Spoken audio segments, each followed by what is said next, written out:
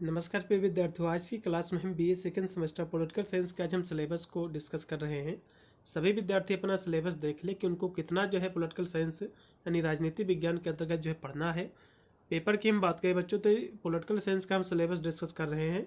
बहुत ही शीघ्र इसकी हमारी क्लासें भी स्टार्ट हो रही हैं, इसलिए सभी विद्यार्थी चैनल से जुड़े रहिएगा। हर एक वीडियो का नोटिफिकेशन आपको मिलता रहेगा। मैंने इसी प्रकार के सारी जो है जितने भी आपके सिलेबस थे कंप्लीट करा दिए हैं। मतलब जो है उसका जो है सिलेबस मैंने डिस्कस किया है और क्लासें भी हमारी स्टार्ट हो चुकी हैं।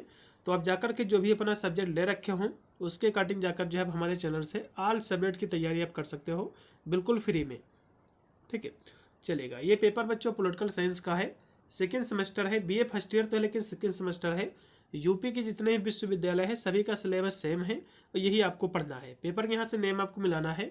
पॉलिटिकल थ्योरी एंड जो कॉन्सेप्ट आपका पेपर का आपका नेम है, पेपर का आपका टाइटल है।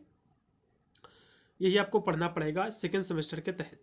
ठीक है, अब यहाँ से सिलेबस अपना नोट कर लीजिए बच्चों। इसमें टोटल 8 आपके चैप्टर हैं, 8 आपके यूनिट हैं। तो पहला इसका चैप्टर देखिएगा बच्चों। पहला इसका जो आपका जो चैप्टर रहेगा इसमें आपको पॉलिटिकल साइंस के अंतर्गत आपको पढ़ना है, जैसे कि राजनीति विज्ञान किसे कहते हैं, इसकी परिभाषा क्या है, इसकी प्राकृत क्या है, इसका क्षेत्र, इसकी जो पद्धतियाँ हैं और अन्य, जैसे कि अन्य जो विज्ञानों में इसका जो संबंध है, जो रिलेशन है, ये भी हम फर्स्ट यूनिट के तहत हम समझेंगे। ठीक है, तो इसकी जो हम चैप्टर्स क्लासें कराएंगे तो बहुत ही हम विधिवत सारी की सारी क्लासें करा देंगे। और जो है जो कि यूपी में जो आपका इवेंट सेमेस्टर होता है जिसमें आपको सेकेंड सेमेस्टर, फोर्थ सेमेस्टर और सिक्स सेमेस्टर आपका रहता है इवेंट सेमेस्टर।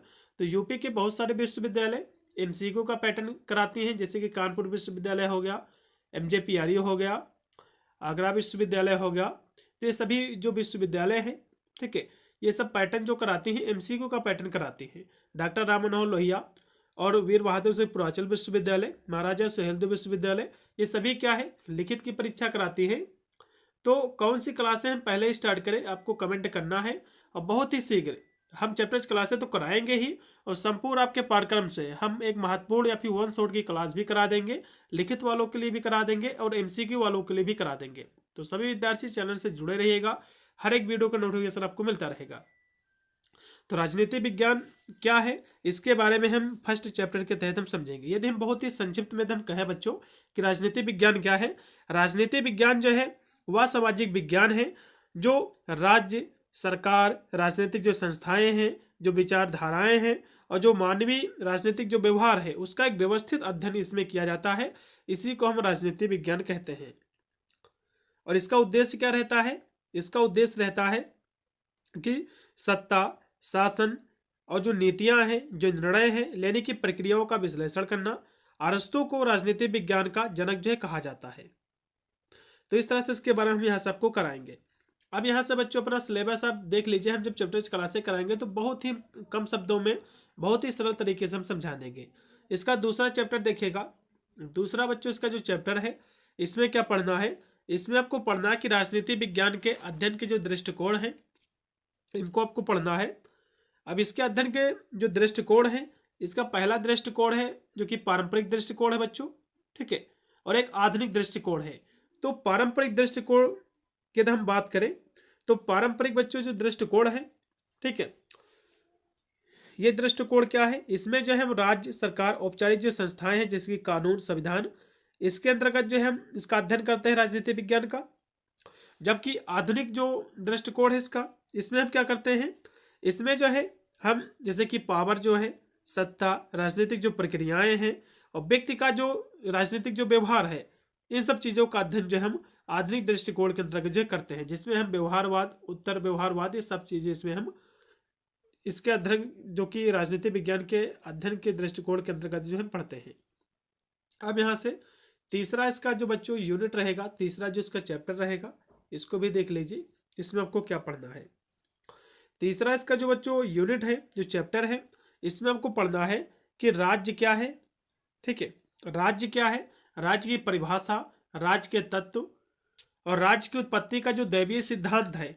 एग्जाम में क्वेश्चन बनता है कि राज्य की उत्पत्ति का दैवीय सिद्धांत समझाइए। एग्जाम में लिखित वाले में काफी बार क्वेश्चन बनता है। तो राज्य की उत्पत्ति का जो दैवीय सिद्धांत बच्चों, जिसको हम डिवाइन थ्योरी कहते हैं, ये सबसे जो है प्राचीन मानता है, जिसके अनुसार ये जो थ्योरी है, जो दैवीय सिद्धांत है, ये मानता है कि राज्य जो है मानवीय ना होकर के ईश्वर के द्वारा निर्मित एक क्या है, संस्था है। ठीक है, और इसमें जो है राजा को ईश्वर का प्रतिनिधित्व या जो है अंश माना जाता है और वह केवल ईश्वर के प्रति उत्तरदायी होता है। राजा की आज्ञा मानना जो प्रजा होती है उसका कर्तव्य होता है। ठीक है, और राजा का विरोध करना जो है पाप होता है। तो ये थ्योरी, इसको भी हम समझेंगे। सामाजिक अनुबंध क्या है, ठीक है, विकासवादी जो सिद्धांत है, मार्क्सवादी जो सिद्धांत है, राज्य के बहुत सारे कार्य हैं जैसे कि आदर्शवादी सिद्धांत और जो उदारवादी सिद्धांत, सामाजिक सिद्धांत, कल्याण सिद्धांत, ये सब हम कार्य के अंतर्गत जो समझेंगे। फिर बच्चों हमारा जो रहेगा अगला जो चैप्टर रहेगा, यूनिट हमारा 4 रहेगा। इसमें क्या आपको पढ़ना है, इसमें आपको पढ़ना है कि संप्रभुता क्या है। ठीक है, संप्रभुता क्या है, आपके एग्जाम में क्वेश्चन बनेगा। और जो है इसमें अद्वैतवाद, बहुलवाद क्या है, इन सब चीज़ों के बारे में हम समझेंगे।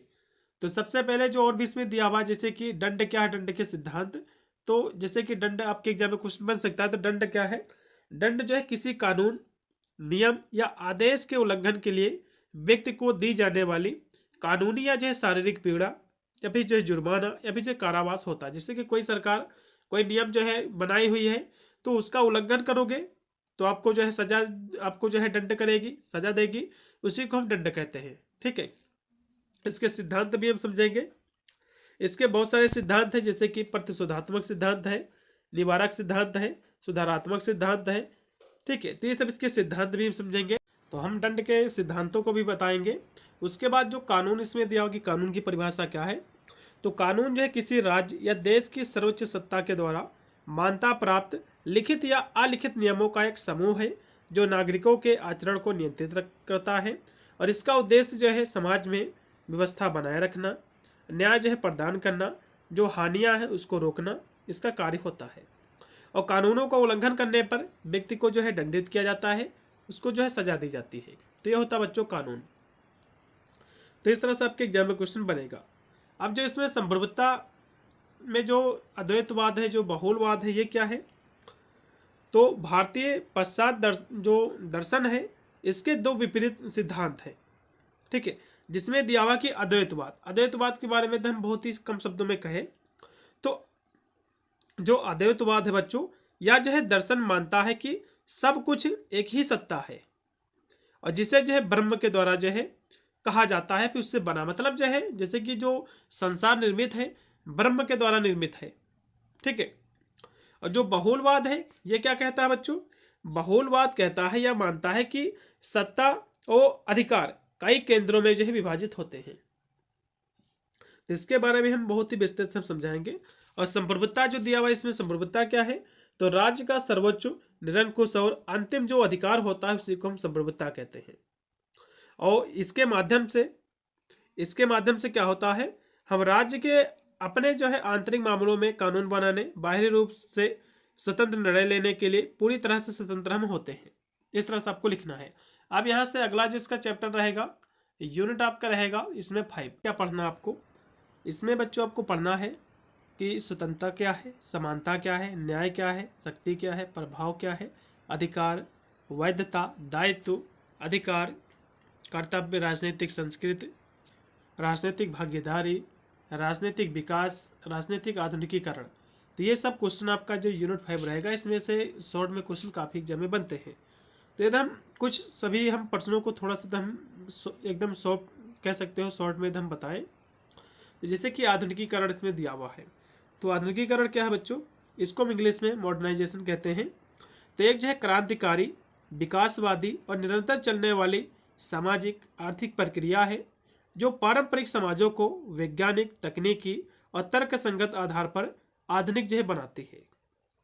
ठीक है, या फिर आप ऐसे कह सकते हो, आधुनिकीकरण का मतलब होता है बच्चों, जैसे कि पहले के जो आदमी होते थे खेती करने के लिए बैलों का उपयोग करते थे, आज क्या है आधुनिकीकरण हुआ है, आज ट्रैक्टर आ गए हैं, फसलों को काटने के लिए काफ़ी यंत्र आ गए हैं।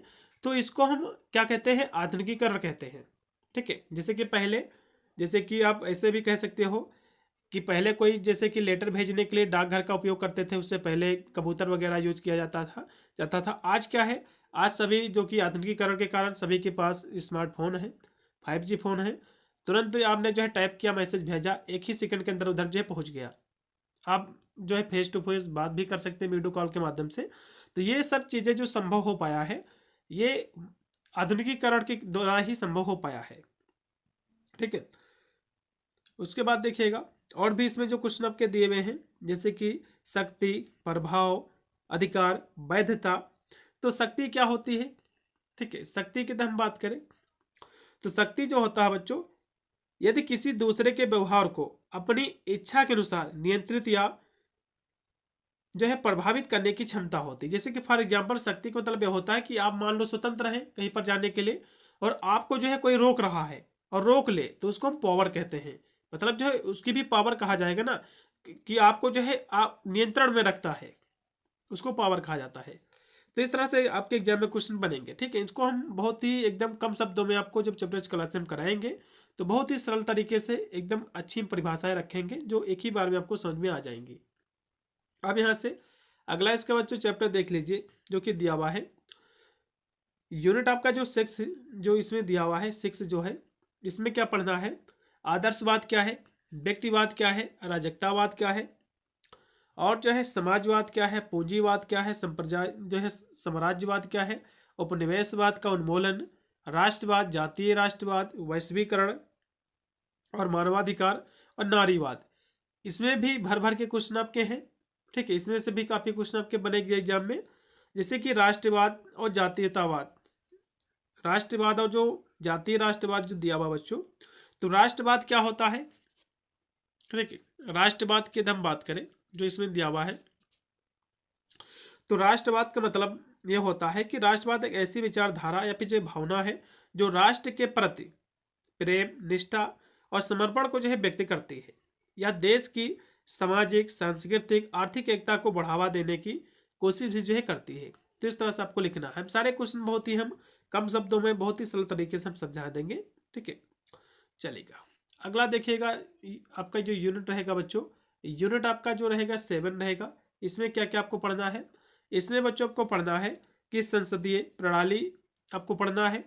ठीक है, और राष्ट्रपति प्रणाली आपको पढ़ना है, और संघीय जो है और जो एकात्मक जो सरकार है, जो गुण है, इसको पढ़ना है। राजनीतिक दल क्या है, जो है दबाव समूह क्या है, सरकार के जो अंग हैं, कार्यपालिका, विधायिका, न्यायपालिका, ये सब चीजें इसमें हम बच्चों पढ़ेंगे। ठीक है, जैसे कि इसमें दबाव समूह दिया हुआ है, तो बच्चों दबाव समूह जो होते हैं ये समान हित वाले लोगों का एक संगठित प्रयास होता है। ये चुनाव नहीं लड़ते हैं बल्कि सरकार पर एक प्रेशर देते हैं कि इस जो है ऐसा ये कानून होना चाहिए। ठीक है, और ये जो है जो राजनीतिक दल है ये जो है सत्ता हासिल करने के लिए चुनाव लड़ते हैं। ठीक है, तो ये सब हम क्वेश्चन कराएंगे बहुत ही आपको सरल तरीके से। अब अगला इसका चैप्टर भी नोट कर लीजिए, जो लास्ट का आपका चैप्टर रहेगा बच्चों, कि संविधान क्या है, संविधानवाद क्या है, संविधानवाद लोकतंत्र क्या है, तो लोकतंत्र को भी इसमें हम पढ़ेंगे। अधिनायकवाद क्या है बच्चों, जनमत क्या है, ठीक है, सामाजिक न्याय क्या है, धर्मनिरपेक्षता क्या है, विकेंद्रीकरण क्या है, प्रतिनिधित्व की जो सिद्धांत है ये भी इसमें हम पढ़ेंगे, उत्तराधुनिकतावाद क्या है। ये सब क्वेश्चन हमें यूनिट जो है 8 के अंतर्गत जो हम पढ़ेंगे। ठीक है, तो ये आपका लास्ट चैप्टर है। इतना ही बच्चों आपका सिलेबस है। हम जब चैप्टर्स क्लासें कराएंगे तो बहुत ही हम कम शब्दों में बहुत ही अच्छे तरीके से हम आपको बता देंगे। ठीक है, और जितने भी जो अभी बचे हुए सिलेबस हम सबका जो कि हम प्रोवाइड ही कर रहे हैं, और इसी हम फरवरी से इसकी क्लास से हम स्टार्ट कर रहे हैं, और बहुत ही शीघ्र हम इसी फरवरी में हम आधे से ज़्यादा इसका सिलेबस हम कंप्लीट करा देंगे हर एक सब्जेक्ट का। तो आप सभी लोग चैनल से जुड़े रहेगा, हर एक वीडियो का नोटिफिकेशन आपको मिलता रहेगा।